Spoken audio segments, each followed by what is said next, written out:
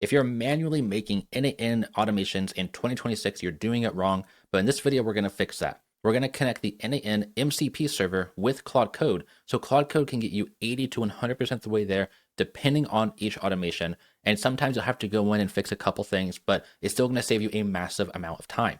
So within Claude Code here, if I do /MCP, we see I do not have the n8n MCP server. Let's go ahead and fix that. So there'll be a link in the description to this GitHub repository. You want to go ahead and copy this, head back over to Claude Code, and you want to say install the n8n MCP. I want to paste this in.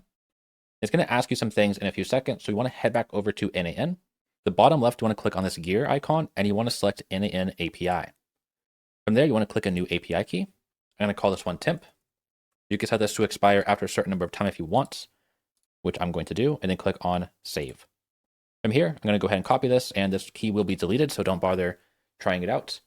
Head back over into here, and it's still working. I'll come back once it's done. Going back into the terminal, it's going to ask you for permission for running this command. Let's go ahead and say yes. All right, so we're going to need the API key and the URL. If you do not want to put your API key into the LLM, I understand. I'm going to show you exactly how to get around that, but let's go ahead and provide the URL. So I'm going to go here. I'm going to copy this. I'm still going to keep my key here so I can copy it. I'm going to paste this in here, and I'm going to get rid of the settings API. This is the URL for the API key. Can you put a placeholder and tell me where the file is? All right, so now I need to edit this right here. I'm going to go ahead and copy this. I'm going to use a new tab here, and I type nano, paste this in, press enter, do a search with Control W, and type in n8n. And here we see the n8n API, or sorry, the n8n MCP. We have the n8n API key right here. So I'm going to move over here, and I'm going to delete this. I'm going to head back over to the n8n dashboard, click to copy, paste this in. Now I use nano to get into here, and to exit, you can use Control X. It's going to say it was changed. Do you want to save it? Press Y, and then press enter to save to the same file path. Now if I open up a new console, I type in Claude. Yes, I trust the folder. Here I could do /MCP. We now see that n8n MCP is connected.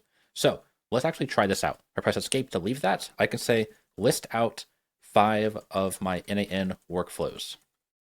All right, let me go ahead and expand this. Here are 5 of your workflows, and these are actual names from my account. Okay, so I just made a new chat here, and then I'm going to go ahead and use speech to text to dictate exactly how I want to build a new automation as a demo. This is a quick hack for you guys. You don't have to type things out. It's much faster to talk to it if you're in an area where you can. Create a new n8n workflow that's going to have a webhook that listens for post requests and has an authorization header of ABC123. The body of this request should have a subject line, an email named to, and also a message. And then we should use the Gmail node directly after that to send that email. So sometimes it's going to get some things incorrect. For example, I said node, but it said note. That's fine. It'll usually get the gist of it and get the idea. And it's going to go ahead and create this automation for me. Now, a quick note for you guys is that if you use folders within n8n like I do, it's not going to be created inside of a folder. It's going to be created in the very base of your n8n. Let me tab back over here, leave settings. So over here on overview, it should be right at the top. All right, it looks like it finished. It has some information here. Let me now say, write a single line curl request to run this. My URL is, now if I go back over to n8n, if I copy this, I can paste this in, and I'm just going to get rid of home and workflows. I'm doing this so it knows exactly what to put as the URL. It already knows the ending of the webhook because it created it.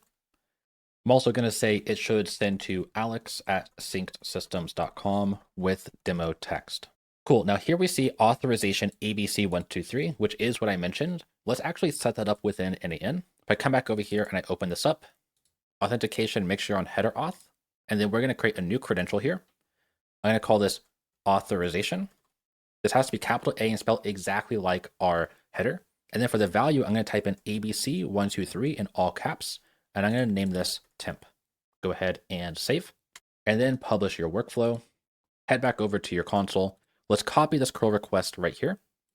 Open a new tab, and let's paste it in. It says workflow is started. Let's head back over to n8n. We go to executions. We can see that this worked. And I got this email right here. Now we do see this attribution here, which is kind of out of the scope of this, but if you are sending emails, you want to head over to Gmail and go down to the bottom and go to append n8n attribution and disable that. But that's the basic idea. Now, if you wanted to update this workflow, you can. You can just ask it within Claude Code, hey, instead of using Gmail, use Outlook, or make sure we're only sending to one of these email addresses, or something similar to that, depending on what you want for your workflow.